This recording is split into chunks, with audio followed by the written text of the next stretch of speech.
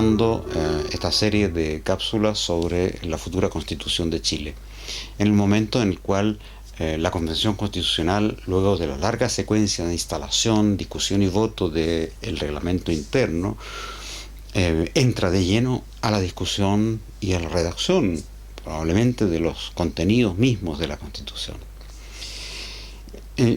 Por esa razón me permito unas palabras previas sobre las próximas elecciones. Las elecciones son importantes, todos lo sabemos, pero de alguna manera también hay que tener en cuenta que vamos a estar votando por un presidente o una presidente sin saber exactamente cuáles van a ser las atribuciones de la presidencia.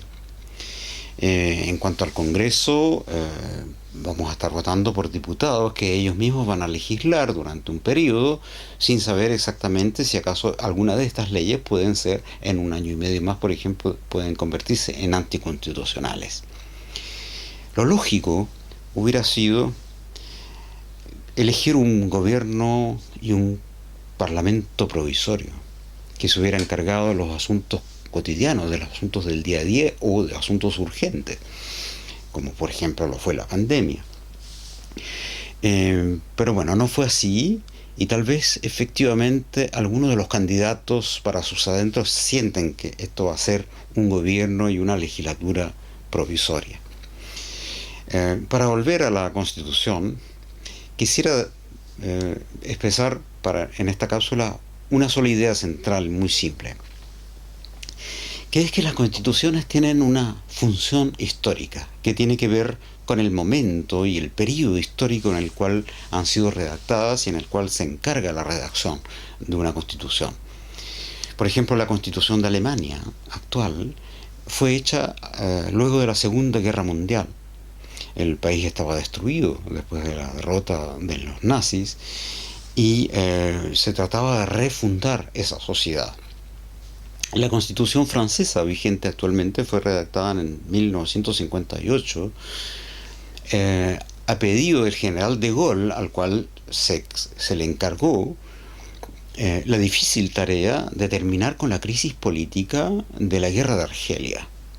Por esa razón, la Constitución, que a veces se dice que fue como un traje a la medida del general de Gaulle, le daba vastos poderes al presidente de la República.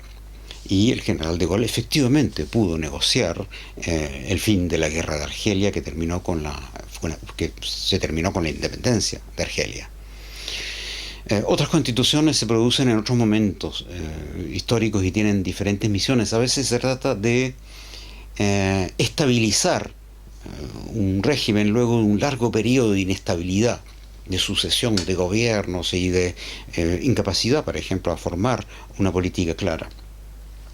En 2008 en Ecuador se produjo una crisis política debido a justamente la proposición del presidente Correa de redactar una nueva constitución. Esa crisis se resolvió con la Asamblea Constituyente, que produjo la Constitución de 2008, que es un ejemplo actualmente en el mundo. En el 2011, luego de lo que se llamó las primaveras árabes, en Túnez, se llamó también la Revolución de Jazmín, se produjo un inmenso movimiento social, un estallido social, con ocupación de vastas partes de la ciudad y de plazas, que terminó con la caída de la dictadura del presidente Ben Ali. Se produjo un periodo de inestabilidad, de gran incertidumbre. Se presuponía incluso que un partido islamista conservador, Ennahda, que tiene mucho apoyo popular, se iba a acaparar el poder. Se hizo una asamblea constituyente y se votó y se redactó una constitución que logró evitar ese peligro y que ha funcionado durante unos 10 años sin mayores problemas y de una manera bastante equilibrada. Aunque actualmente hay problemas, porque justamente el presidente actual se arrogó más poderes de los que la Constitución le otorgaba. En 1990, cuando se terminó la dictadura en Chile, no ocurrió lo que ocurre en general, que es que se llama a una asamblea constituyente. por diversas razones, no solamente porque la Constitución no tenía más que 10 años, porque justamente esa Constitución de 1980 fue redactada para darle solidez y para hacer muy difícil transformar la sociedad que la dictadura había configurado. Claro, hubo reformas durante los años 90 y reformas importantes en 2005, todos sabemos eso.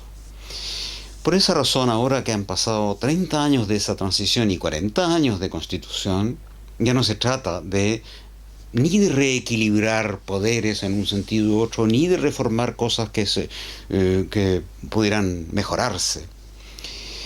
Yo creo que esta idea se ha ido imponiendo mayoritariamente y se impuso, se mostró claramente en el momento de elección de los delegados a la Convención Constitucional, la idea central de que esta debe ser una constitución de transformación de la sociedad. Y no se trata de estabilizar un régimen, ni de darle más o menos poderes a uno o al otro, aunque todas esas cosas deben ser discutidas. Y hay ideas muy importantes sobre la descentralización, por ejemplo, sobre el carácter multinacional de la República, futura República de Chile.